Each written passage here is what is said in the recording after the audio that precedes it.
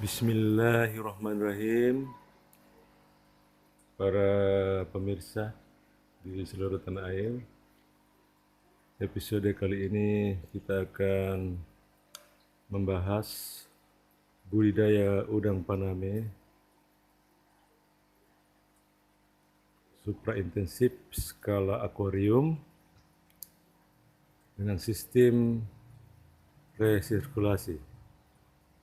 Artinya airnya tidak pernah diganti-ganti, sekali isi air laut ditambahkan air tawar sehingga kadar garam mencapai 20 ppt, dan selanjutnya air ini disirkulasi melalui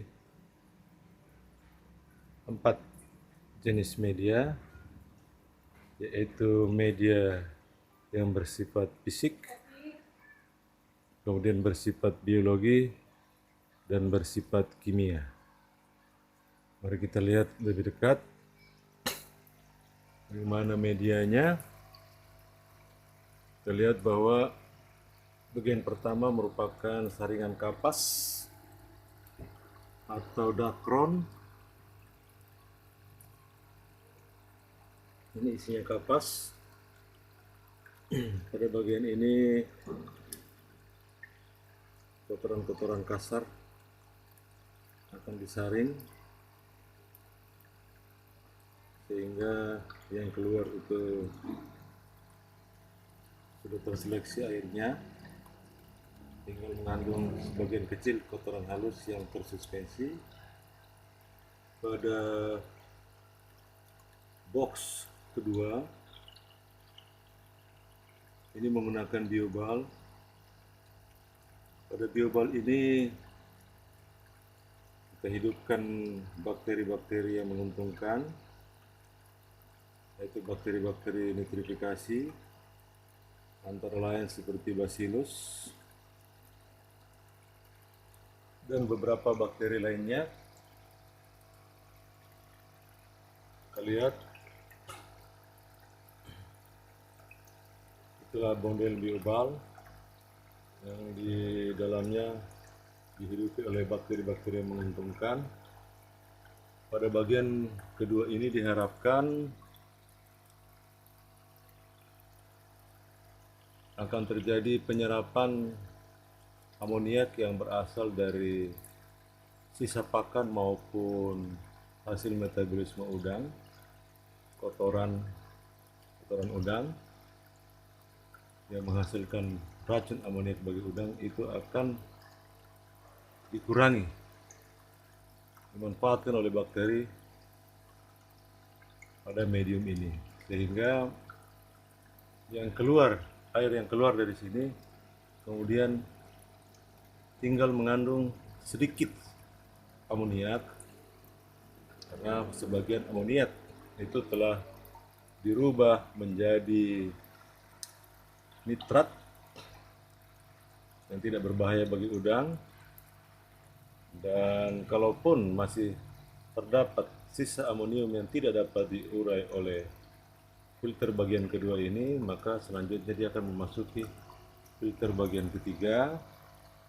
Filter bagian ketiga ini berisi batu zeolit.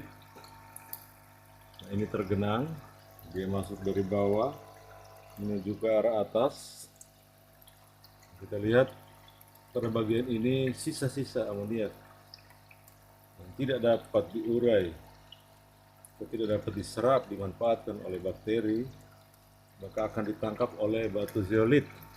Karena batu zeolit memiliki kemampuan menyerap amoniak maupun bentuk-bentuk polutan lain seperti fosfor maupun sulfur. Kita lihat. Nah, kemudian pada bagian akhir atau finishing ini kita menggunakan pasir aktif atau green sand, pasir yang memiliki kemampuan menyerap racun atau menyerap polutan-polutan, sehingga harapannya kalaupun masih ada sisa amoniak dan sisa-sisa unsur-unsur lain yang tidak dikehendaki seperti sulfur, maka pada bagian ini akan diserap dan dijernihkan. Jadi fungsi pasir green sand ini adalah fungsi penjernih dan finalisasi terhadap penyerapan racun dari sistem resirkulasi ini. Kita lihat, kemudian selanjutnya air mengalir memasuki akuarium. Nah, ini dites, hewan ujinya adalah udang. Ini udangnya berumur 60 hari. Ini tidak kelihatan.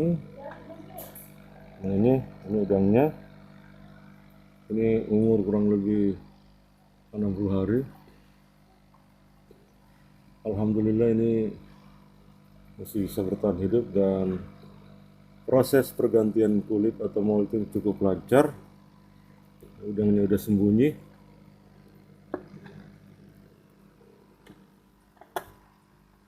Di percobaan ini akan dilanjutkan dengan memelihara benur pada skala padat tebar supraintensif.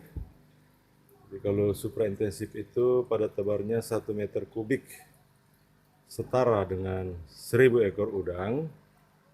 Maka kalau akuarium ini dikalkulasi kurang lebih berisi 100 liter lebih, ini akan kita isi dengan padat tebar 100 ekor tanpa penggantian air selama masa pemeliharaan yang kita perhitungkan 90 hari. Para pemirsa dan hobis akuarium maupun yang berencanakan untuk memelihara udang paname di rumah, skala akuarium maupun skala kolam, demikian dulu pertemuan perdana kita.